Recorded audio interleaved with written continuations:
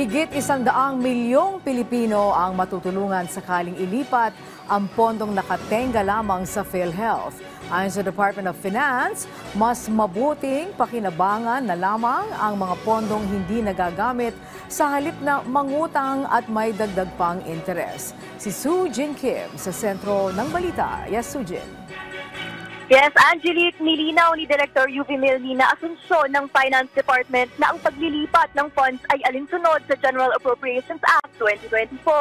Ang 89.9 billion pesos na ililipat mula sa PhilHealth ay makakatulong sa 115 milyon na mga Pilipino.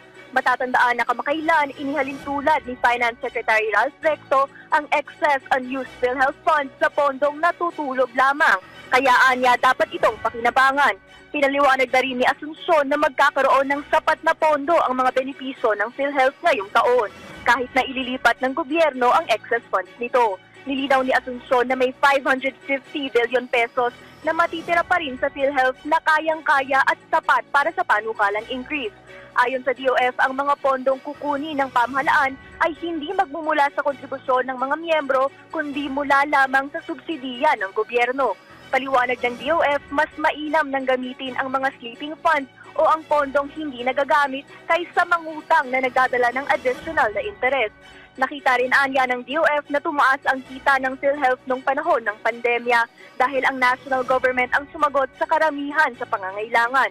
Samantala, nilinaw din ni Asuncion na nabayaran na ang 27.5 billion health emergency allowances para sa mga benepisaryo. At yan muna ang latest mula rito sa Mandaluyong City. Balik sa inyo, Angelique. Yes, Sujin, meron bang plano ang PhilHealth na maaring bawasan ang monthly premium ng mga miyembro nito gayong meron silang pondo? Angelique, wala pang panukala ngayon na magbabawas sila sa kontribusyon ng bawat miyembro. Angelique. Alright, sige, maraming salamat, Sue Jin Kim.